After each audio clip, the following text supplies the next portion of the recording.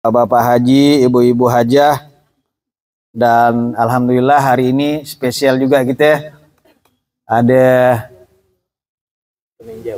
peninjau.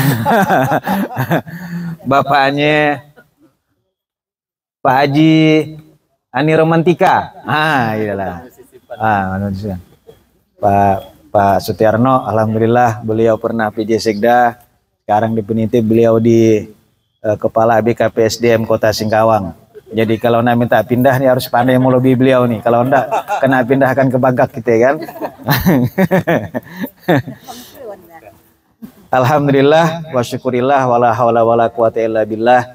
Sudah sepantasnya kita selalu memanjatkan puji dan syukur kehadirat Allah Subhanahu wa taala karena atas limpahan rahmat, taufik dan hidayahnya kita masih diberikan nikmat kesehatan, iman, Islam, dan kesempatan sehingga kita dapat hadir di acara arisan bulanan Haji tahun 2015 yang edisi di bulan Agustus ini kita laksanakan secara tadabbur alam di Pantai Seroja, Teluk Majantu. Dan alhamdulillah pada bulan Juli kemarin kita juga telah melaksanakan kegiatan haji dengan tadabbur alam ke Sanggaulido. Luar biasa, saya baru melihat langsung Bu Intan, Bu Haja Intan, Bu Aula, Bu Kamila, rupanya artis-artis ternama zaman Jolo. Pada zamannya pandai-pandai nyanyi semuanya. Yang saya dengan Pak Jibul dengan Pak Sebuahnya pandai berandang ya belamba. Alhamdulillah. Kita meyakini itulah mungkin salah satu nikmat kita berkumpul bersilaturahim, karena kita meyakini silaturahim ini pasti memiliki makna dan manfaat yang luar biasa.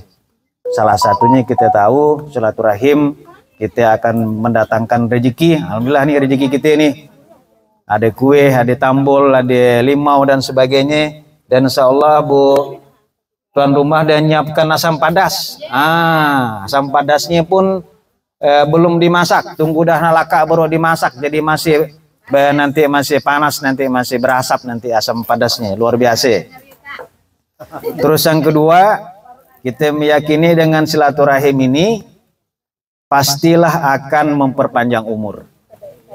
Ya, karena Allah memang takdir kita telah menentukan kapan kita meninggal, kapan kita meninggalkan dunia ini, tetapi kita meyakini kematian kita pasti ada sebab musababnya. Sebab musababnya inilah juga yang pada akhirnya Allah akan memperkenankan kita mau dipendekkan atau mau dipanjangkan. Yakin dengan kita dengan silaturahim pasti akan memanjangkan umur, karena dengan silaturahim kita bisa melepas kerinduan.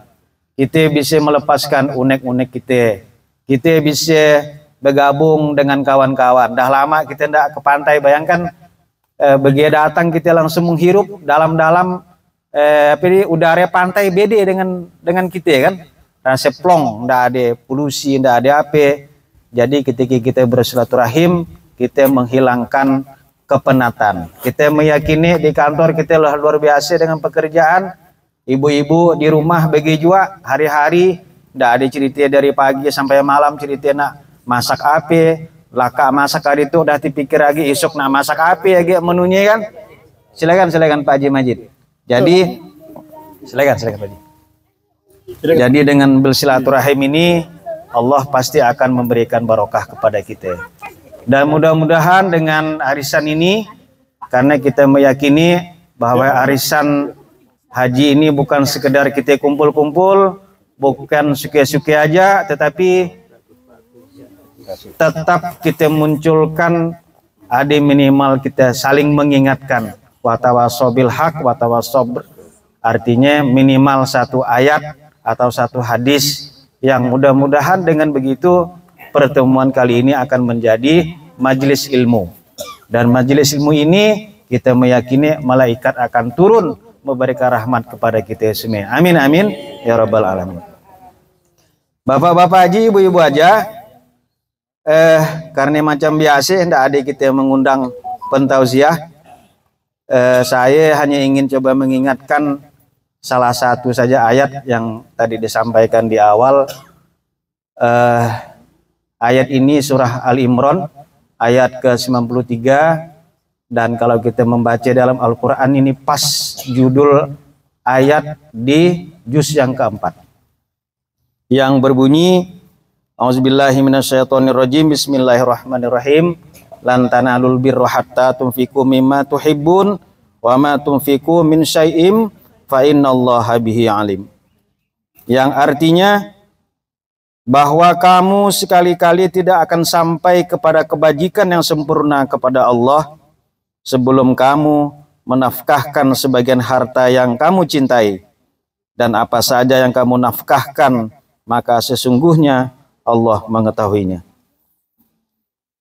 Dalam surah Ali Imran ini ayat 93 secara tegas Allah telah memperingatkan kepada kita bahwa kalau kita ingin menjadi manusia yang sempurna, kalau kita ingin memastikan bahwa iman kita ini baik,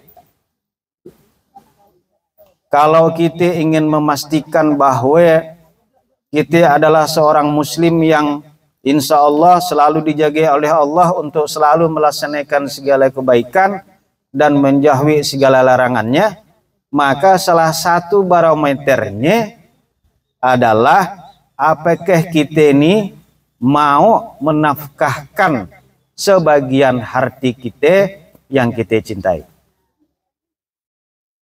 Harta dimensinya sangat luas. Artinya bisa duit, bisa makanan, bisa dan sebagainya ya, bisa lain-lain lah, natura, pakaian. Yang selanjutnya selain harta, ilmu yang bermanfaat juga menjadi salah satu harta kelebihan dari masing-masing kita. Dimensi harta, orang yang tidak punya harta pun dia bisa menyedekahkan ketika dia punya tenaga.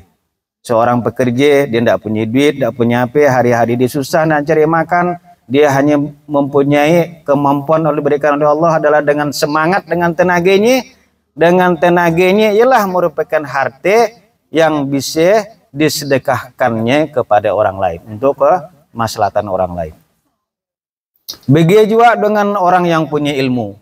Mungkin dari sisi harta dia tidak punya apa-apa, tapi dengan ilmunya dia bisa memberikan banyak manfaat kepada orang lain, banyak memberikan wejangan-wejangan kepada orang lain. Ia adalah bentuk salah satu menafkahkan hartanya kepada orang lain.